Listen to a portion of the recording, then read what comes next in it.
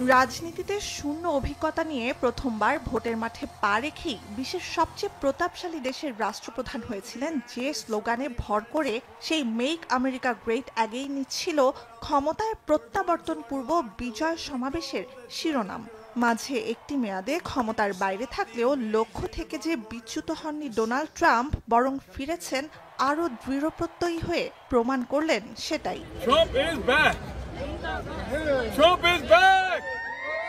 ওয়াশিংটনে capital one অ্যারেনায় নবনির্বাচিত মার্কিন প্রেসিডেন্টের বিজয় সমাবেশের দরজা খোলার কথা ছিল রোববার স্থানীয় সময় দুপুর ৩টায়, কিন্তু তাকে এক নজর দেখতে, তার কথা শুনতে অপেক্ষমান জনতা সারি বাঁধতে শুরু করে ভোর থেকেই। তীব্র শীত উপেক্ষা করে হাসি মুখে অপেক্ষারত ট্রাম্প সমর্থকরা জানান নিজেদের প্রত্যাশার কথা।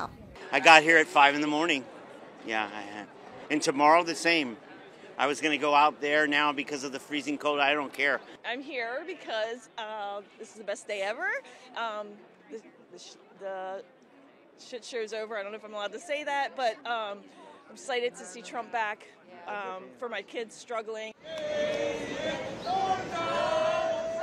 মাত্র 4 বছরের ব্যবধানে জনতার রায় উল্টে দিয়ে দৌড়দণ্ড প্রতাপে হোয়াইট হাউসে ফিরছেন ডোনাল্ড ট্রাম্প। ক্ষণগণনা শেষ হবে সোমবার সকালেই যুক্তরাষ্ট্রের ৪৭তম প্রেসিডেন্ট হিসেবে দায়িত্ব নেয়ার মধ্য দিয়ে। তীব্র শীত ও তুষারপাতের পূর্বাভাস থাকায় ৪০ বছরে প্রথমবার ইউএস ক্যাপিটল ভবনের আইকনিক ওয়েস্ট ফ্রন্ট থেকে অনুষ্ঠানস্থল সরিয়ে নেওয়া হয়েছে ক্যাপিটল রোটুন্ডার ভেতরে। ক্যাপিটল ওয়ান অ্যারেনা থেকে নতুন প্রেসিডেন্টের শপথ গ্রহণ সরাসরি দেখতে এরই মধ্যে টিকিট কেটেছেন ২.২ লাখের বেশি ট্রাম্প সমর্থক। সারা দেশের বিভিন্ন প্রান্ত থেকে রাজধানীতে অনেকেই $১,০০০ পর্যন্ত খরচ করে থাকছেন হোটেলে। জায়গা না পেয়ে খোলা আকাশের নিচেও থাকছেন অনেকে। শপথ গ্রহণ অনুষ্ঠানে নিরাপত্তার দায়িত্বে থাকছে আইন শৃঙ্খলা বাহিনীর ২৫,০০০ সদস্য। We were planning on being in the standing crowd next to the Capitol for the inauguration tomorrow. So yes, we're very disappointed that we're not going to be a part of that. We had tickets for the inauguration, but evidently it's been canceled on the West Steps here. হবু প্রেসিডেন্টের সাথে দেখা হোক বা না হোক, ভক্ত সমর্থকদের ট্রাম্প জানান অপেক্ষা শুধু মার্কিন ভূখণ্ডে সোমবারের সূর্যোদয়ের।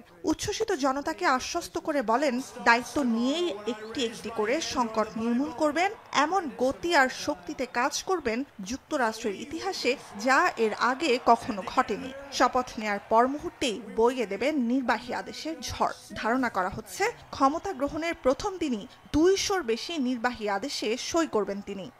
But starting tomorrow, I will act with historic speed and strength and fix every single crisis facing our country. We have to do it. The American people have given us their trust, and in return, we're going to give them the best first day, the biggest first week, and the most extraordinary first 100 days of any presidency in American history. Capital One অ্যারেনায় রাজনৈতিক এ জনসমাবেশকে সুরের মূর্ছনায় রাঙিয়ে তোলেন তারকারা। জোরদার সমর্থন জানান ট্রাম্পের প্রতি।